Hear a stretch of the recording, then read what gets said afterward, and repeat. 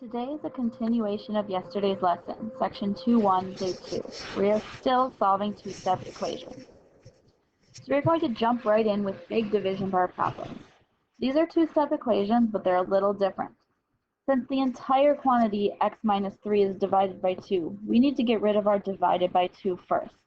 So if the whole thing is divided by something, let's get rid of that division first by multiplying both sides by 2. Draw my wall there for you.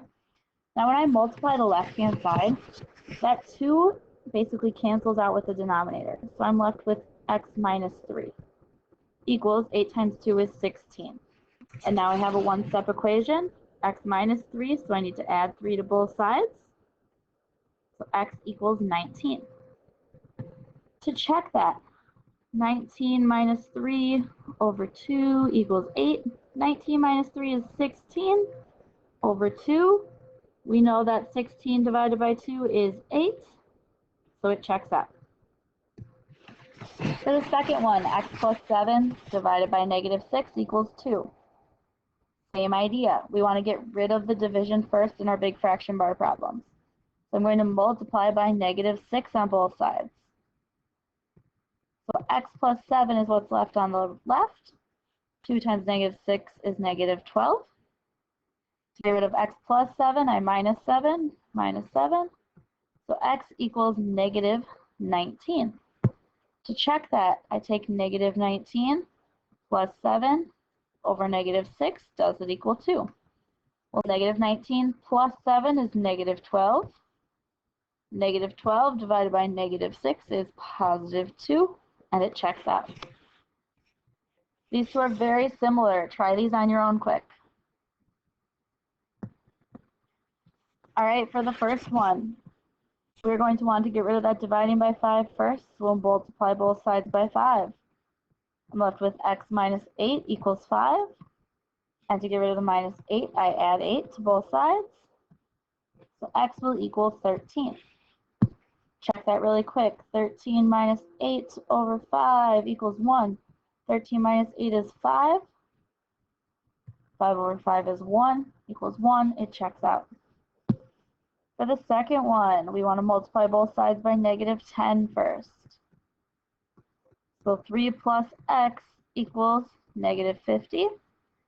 3 plus x can be rewritten as x plus 3. To get rid of a plus, I subtract. So we're subtracting 3 off of both sides.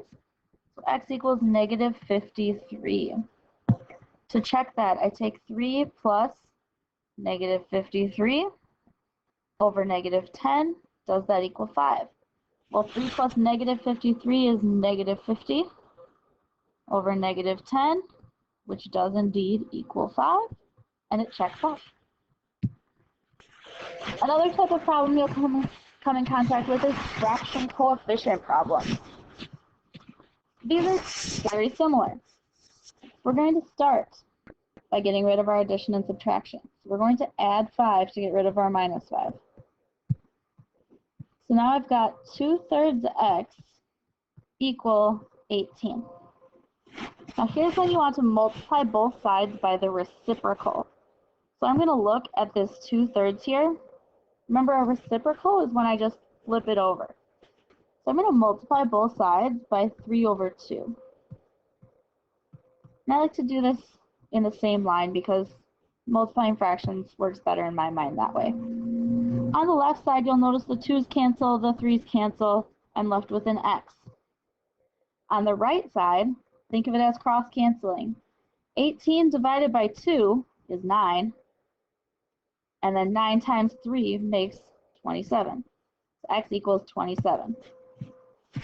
Double check our answer. We have 2/3 times 27 minus 5 equals 13. Remember, that's a 27 over 1. 27 divided by 3 is 9. Times 2 makes 18. 18 minus 5 is indeed 13. And it checks out. For the second one, remember to think of it as 3 plus negative 3/4 x equals 12. So to start this off, we want to subtract that 3 away. So we have negative 3/4 x equals 9. Now we're going to multiply both sides by the reciprocal, but it's got to be negative also. We're multiplying by negative 4/3 on each side. That leaves me with x on the left. 9 times 4 is 36. Remember, that's a 9 over 1.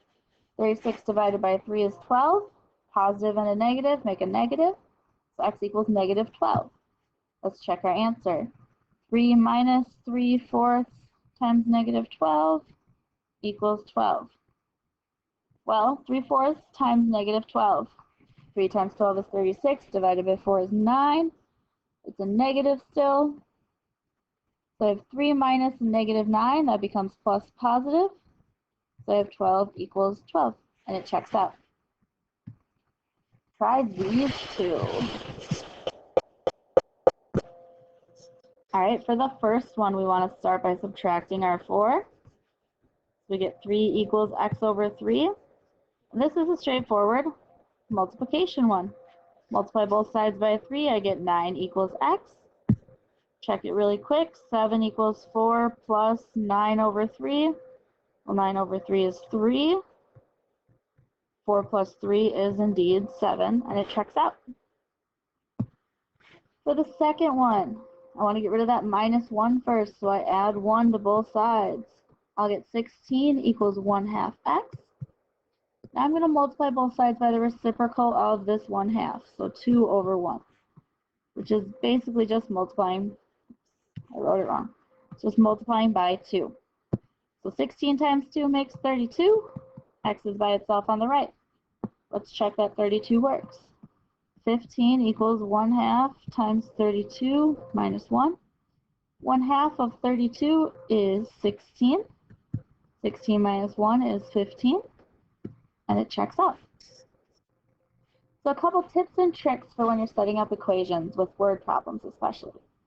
What don't you know? That is always your variable. If a thing happens multiple times, you're going to use multiplication. If you're splitting something up or breaking it into groups, you're going to use division. And things that are a total or final amount will be what the equation equals. A couple tips and tricks for you, quick.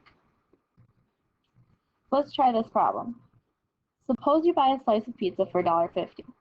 You also split the cost of renting a video with 2 friends. Your total cost is $2.75. Which equation can you use to find the total cost of renting a video? So we know I spent $2.75. All of these equations, possible answers, have $2.75 as the last thing. Perfect. They all involve the $1.50 in a different way. Be careful. Are you splitting the $1.50 with your friends? No, you are not. So we don't want the option where I split the $1.50 up.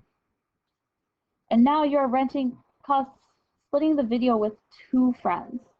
That makes 3 of you splitting the video, which means we need to go with C because that's the only one with 3 of us splitting the video. And remember, another way of reading a fraction bar in an equation is division.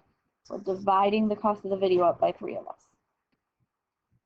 All right, telephone bill. To make a long distance call, it costs 50 cents per call and 85 cents per minute. You make a long distance call that costs $3.90. Write and solve an equation to find the length of the call. So we need to start off by thinking, what am I charged no matter what? I make a call, I'm always charged 50 cents. That's not changing. But I'm also charged, so that's a plus, 85 cents for each minute. Well, I don't know how many minutes, so that's my variable. Let's call it M. My total cost is $3.90. That's going to be my equals $3.90. Now let's solve. I'm going to start by subtracting off my 50 cents. I am left with 0.85 M equals 3.40. And then I'll divide by 0.85. So M will equal 4. My final answer to the problem is 4 minutes. My call was 4 minutes long.